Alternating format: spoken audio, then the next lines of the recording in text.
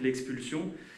Peut-être au-delà de ces faits de match, est-ce que vous êtes satisfait sur certaines séquences de jeu? On a vu dès le début du match votre équipe essayer d'avoir des consignes, essayer de jouer sur les aides, de jouer sur les principes qui ont été les vôtres sur ce 3-4-3 et par séquence, vous pensez que au-delà de l'aspect psychologique, cette équipe elle a montré quelques qualités qui illustrent le travail que vous faites depuis que vous êtes à la tête de la sélection? Merci. Ouais, il y avait la majorité des consignes qui étaient bien appliquées, notamment sur les prises en charge des ailiers.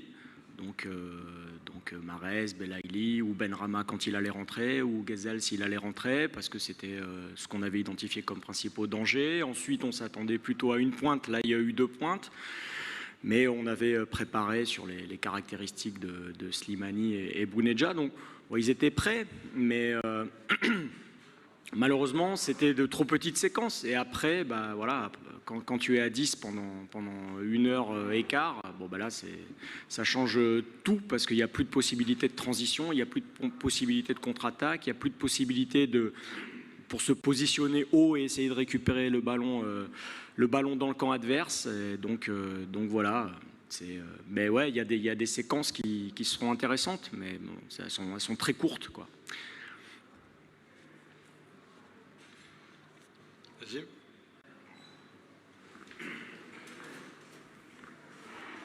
Bonsoir coach, Nazim Bessol, Votola. Une double question peut-être. Comment on vit une telle soirée et comment vous percevez la suite des éliminatoires après cette lourde défaite d'entrée? Bon, de toute façon, la lourde défaite d'entrée, c'était un scénario hautement envisagé. Donc, il y a de la déception, il y a de la tristesse, il y a le sentiment de ne pas avoir réussi à contrarier un peu les événements, mais il n'y a pas de grandes surprises. Donc, nous, les points qu'on vise à prendre, c'est avant tout face au Niger, au Burkina Faso. Donc, il faut qu'on tourne rapidement la page. Ce qui est vraiment dommage, au-delà du résultat, c'est premièrement d'être à 10, parce que là, ça nous embête, ça me contrarie tactiquement. Ça me contrarie tactiquement, parce que moi, j'aurais aimé travailler 1 heure et demie sur un plan de jeu à 11 contre 11, quoi. Perdre face à l'Algérie, voilà, s'il y a des débiles mentaux qui pensaient que perdre contre l'Algérie, ce serait une contre-performance, bon ben tant pis pour eux, mais c'est quelque chose qui va surprendre personne, qui connaît le football.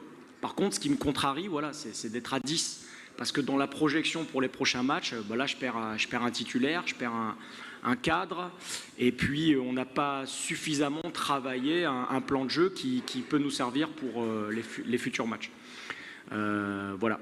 Et après, sur comment on le vit, bah, on subit les événements, quoi. Parce que, encore une fois, à 11 contre 11, il y a peut-être des choses à faire dans la micro-tactique, dans les remplacements qu'on peut faire. Mais à 10, ça devient catastrophique et on est obligé de subir, de regarder tout le temps le chrono et puis voilà, d'espérer que l'Algérie soit maladroite, quoi. Bonsoir coach, Shafiq Saïh, Al-Badil TV. Coach, vous drivez l'équipe de Djibouti plutôt, une équipe qui paraît modeste. Vous avez sincèrement des ambitions avec cette équipe. Ma question est, quels sont les ingrédients pour que les requins rouges soient avec du continent? Avec les grands plutôt. Avec les grands. Ah, les ingrédients, c'est des années. Il faut des années. Là, on joue une équipe qui, c'est pas pour vous brosser dans le sens du poil, si l'Algérie fait 8e ou quart de finale de Coupe du Monde, personne ne sera surpris. C'est une équipe de ce calibre-là. Et l'équipe qu'on a jouée là, c'est-à-dire que j'ai dit à Jamel Belmadi, merci de nous avoir respectés. Il n'y a pas d'équipe B ou de quoi que ce soit.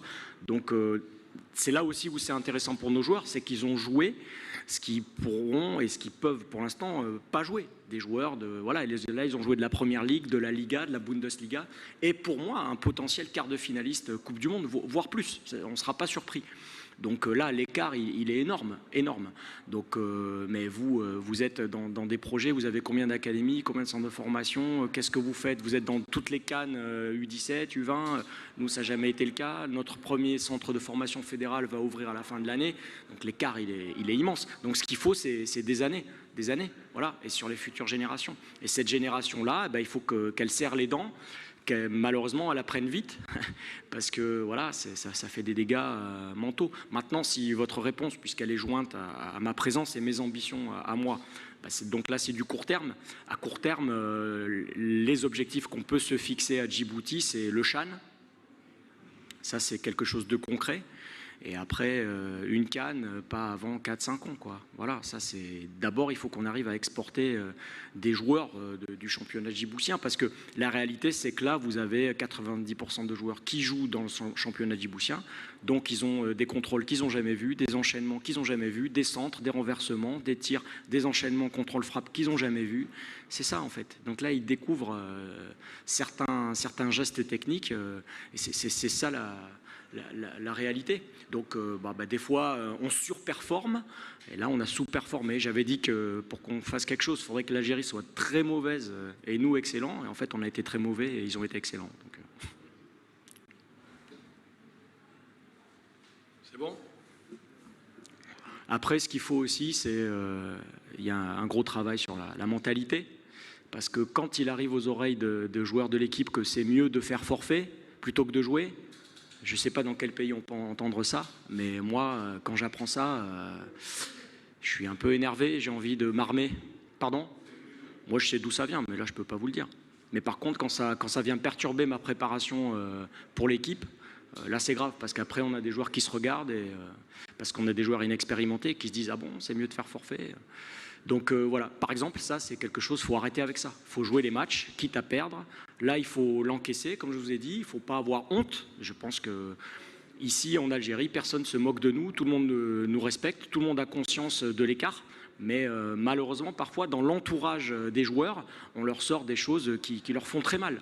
Or là, moi, je ne vais pas les accabler, il n'y a pas à les accabler. Voilà. Ça, par exemple, à court terme, c'est quelque chose qu'il faut changer. Ça ne vous concerne pas à vous, mais c'est un message que je devais faire passer. Merci coach. Voilà, merci. Je vous remercie à tous, les journalistes présents. Je tenais à le dire, vous êtes tous très professionnels. Beaucoup d'entre vous m'ont contacté. Je n'ai pas pu répondre malheureusement parce que j'ai été malade 2 jours et on n'avait pas eu de Wi-Fi à l'hôtel. Mais on me dit que ce n'est pas fait exprès.